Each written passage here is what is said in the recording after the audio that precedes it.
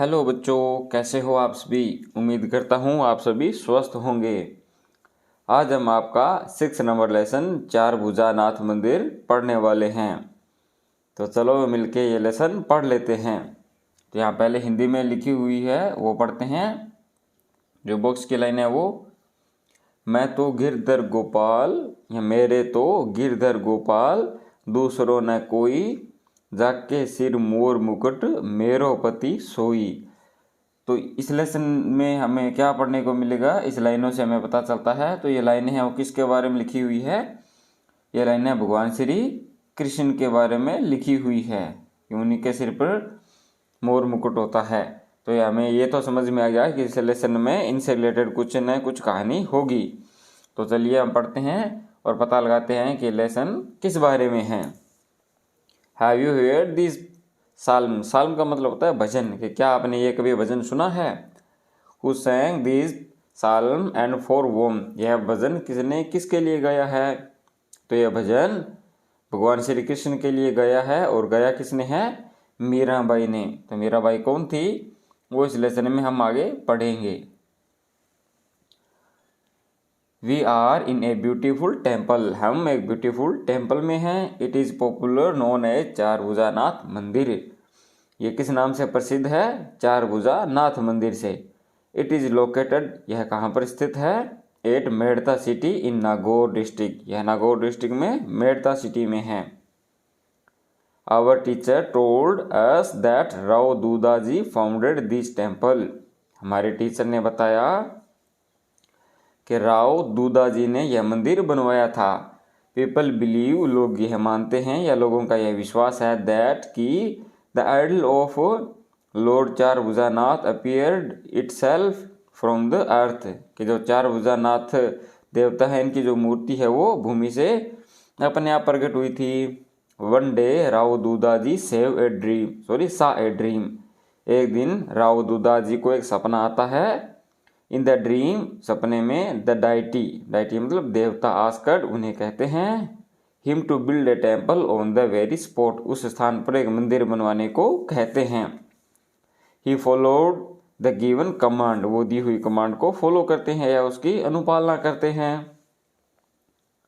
Dudaji had a granddaughter named Mirabai. Dudaji के granddaughter थी, क्या नाम था उसका, Mirabai. She offered services to the deity. वह उस देवता की सेवा किया करती थी या उनको पूजा किया करती थी। Therefore this temple is called as Mirabai temple also. इसलिए इस मंदिर को मीराबाई टेम्पल भी कहा जाता है।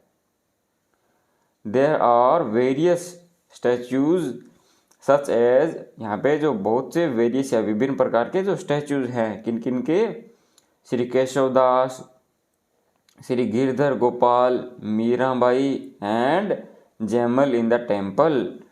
Many festival such as the, कुछ यहाँ फेस्टिवल भी सेलिब्रेट किए जाते हैं। कौन कौन से, नरसिंह चतुर्दशी, Janmashtami, Ramnavami, Pavitra Ekadashi of Shravan month are celebrated here. On these day a special worship is held an enchanting procession of the deities of the temple is taken out। इस दिन एक जुलूस निकाला जाता है, मतलब जो देवता की मूर्ति होती है उसे पूरे शहर में घुमाया जाता है। I have heard about some other famous temples such as, कि मैंने कुछ और जो फेमस मंदिर हैं उनके बारे में सुना। कौन कौन से है, Dilwara temples of mount Abu. Dilwara के टेम्पल जो कि माउंट आबू में है। Shrinath ji temple of Nathdwara, Ranakpur Jain temple, Shri Salasar Balaji temple and Ramdev ji temple of Ramdevra in Rajasthan. We all enjoyed the visit. हम सभी ने विजिट को बहुत ही आनंद लिया। तो ये था बच्चों आपका लेसन। उम्मीद करता हूँ आपको समझ में आया होगा। किस बारे में था ये, मीराबाई के बारे में और उनके देवता के बारे में, है ना। तो यहाँ पे कुछ ग्लोसरी दी हुई है जो हमने लेसन में पढ़े हैं शब्द, उन्हीं की ही। तो यहाँ पे temple, popular, located, idol, deity, statue, worship, procession, enchanting यहाँ पे दिए हुए हैं, यहाँ पे इनके हिंदी मतलब लिखे हुए हैं। तो चलिए अब हम साथ में मिलके इसकी एक्टिविटी कर लेते हैं।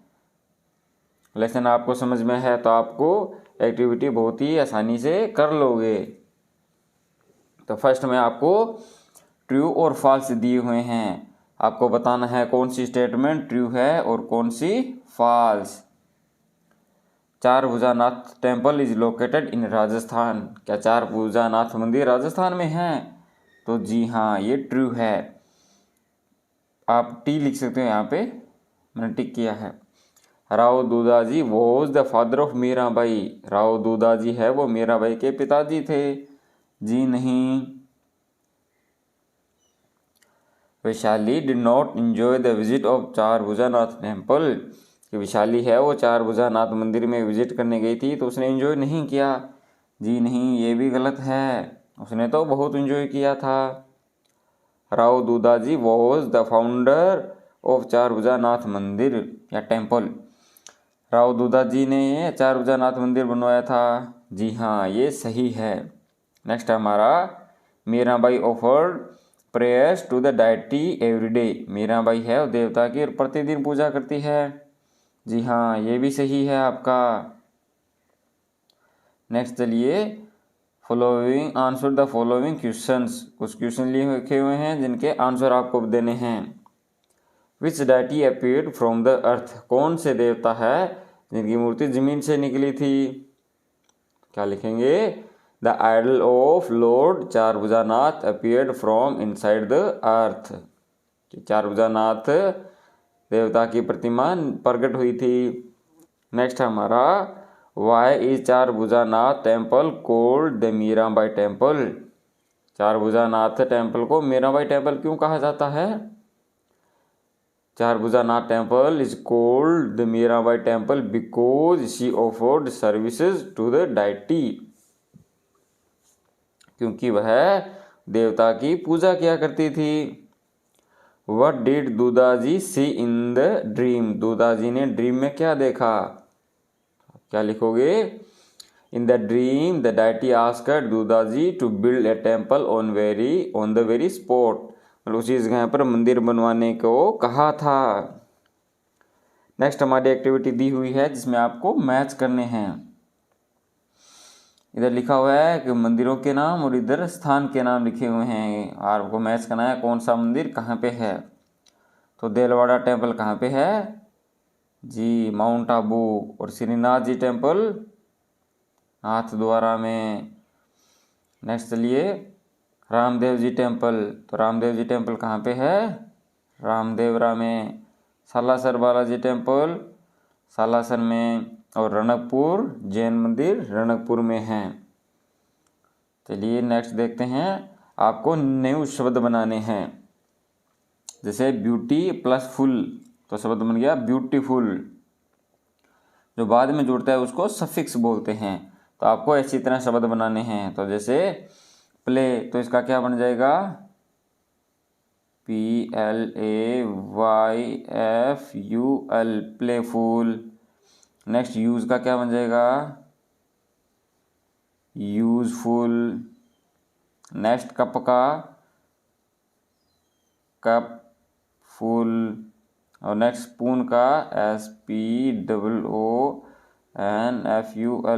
इसी तरह बाकी खुद कर लेना, अगर नहीं कर पाते हो तो आप कमेंट कर देना, लेकिन मुझे उम्मीद है आप सभी कर पाओगे क्योंकि आप बहुत ही इंटेलिजेंट हो। नेक्स्ट पार्ट सी है जिसमें आपको आइडेंटिफाई करना है, मतलब आपको पहचानना है। इस बॉक्स में जो शब्द दिए हुए हैं जैसे ये beautiful, black, red, happy, toll और फैट, अब आपको पहचानना है। तो क्या होगा? तो ये क्या है? ये एक ब्लैक बोर्ड है, तो BLACK, ब्लैक बोर्ड। नेक्स्ट, ये हंस रहा है, तो ये हैप्पी है, लगता है ये भी ट्रिप पे जाके आया है इसलिए हंस रहा है, तो ये हैप्पी बॉय है। और ये ब्यूटीफुल है, BEAUTIFUL, ब्यूटीफुल पिकॉक। नेक्स्ट देखो, तो जो मैन है वो वीमेन है, ये बहुत ज़्यादा फैटी है, तो क्या बोलेंगे? ए फैट वुमेन। नेक्स्ट ये है हमारा रेड रोज, और ये एक टोल, बहुत ज़्यादा अमिताभ बच्चन की तरह लंबा आदमी, तो ये एक टोल मैन।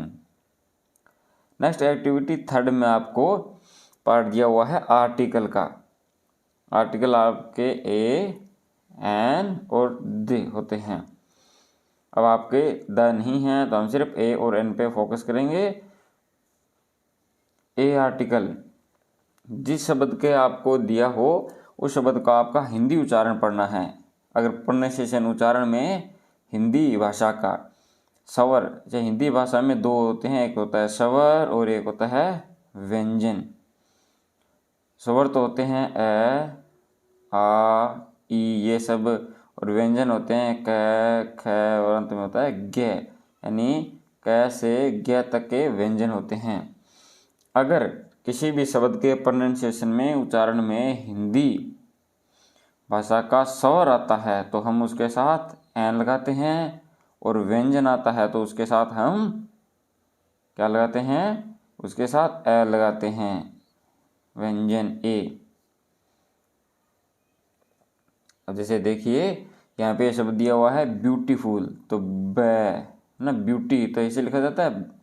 तो पहला शब्द आया है ब, तो ब क्या है, स्वर है व्यंजन, जी हाँ ये व्यंजन है, तो व्यंजन के साथ ए लगाते हैं। और नेक्स्ट हमारा एन्चांटिंग है, तो एन आया है, तो ए स्वर है या व्यंजन, ए स्वर है इसीलिए इसके साथ एन लगेगा।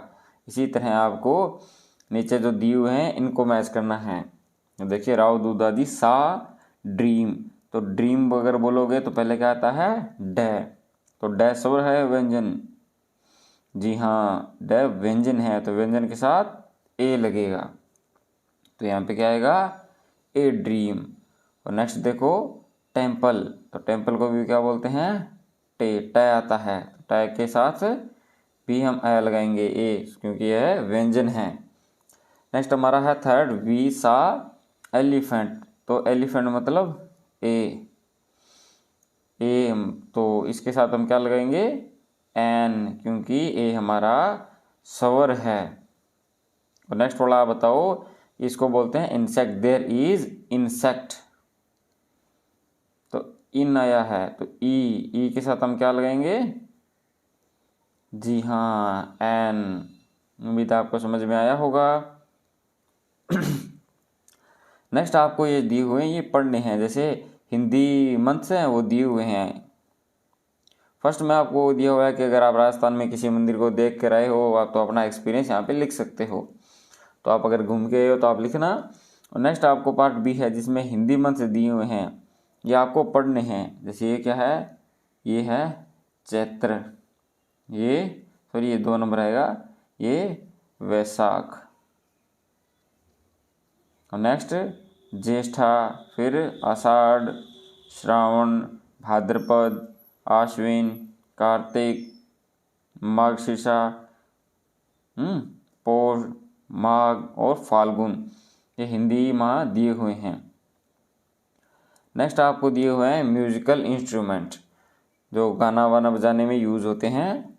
इसको रावणता बोलते हैं, इसको सितार, इसको तबला, इसको मंजीरा, ये ढोल या ड्रम, ये नगाड़ा, ये इकतारा, ये अलगोजा, ये चंग, ये खड़ताल और ये पुंगी, ये होते हैं ना वो पुंगी, ना ये थोड़ा सा लिखने में पुंगी। तो अब हम नेक्स्ट में इसमें एक्टिविटी दी हुई है जो कहता है कि आपको जो इंस्ट्रूमेंट दिए हुए हैं ये आपको नीचे कॉलम जो राउंड शेप में किए हुए हैं आपको वहाँ पे भरने हैं।